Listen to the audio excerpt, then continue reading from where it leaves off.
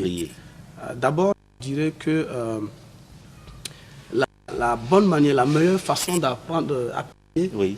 c'est de se laisser être enseigné.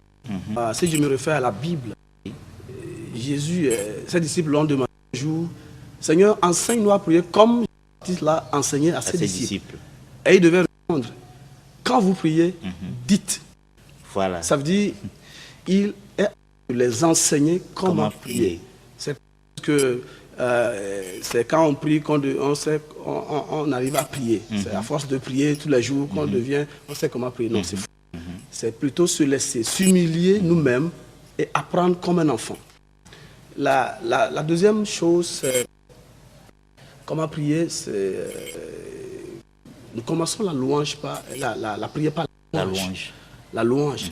Parce que, frère, il y a certaines portes dans les cieux qui ne peuvent pas s'ouvrir sans la louange. Nos patriarches ont connu ce secret-là, ils l'ont utilisé avec efficacité. Et là, ils avaient des prières efficaces, telles que Daniel. Daniel, vous voyez, pour confesser les péchés de son peuple, dans Daniel, par exemple, verset 3 à 5, il disait, ô grand Dieu, que tu es redoutable, que tu es merveilleux. Ça, c'est une confession de péché qui commence par la louange, vous voyez, que tu es merveilleux, tu gardes ton alliance et tu fais miséricorde à ceux-là qui t'aiment et qui gardent tes commandements. Il a commencé par louer Dieu et tout de suite, il a introduit, nous avons péché. Voilà. Nous avons été rebelles.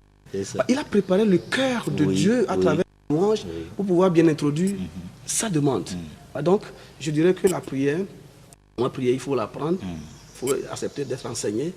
Et aussi, on commence la prière par la louange. Et si je dois ajouter quelque chose, je dirais aussi qu'il faut être précis. Il faut préciser.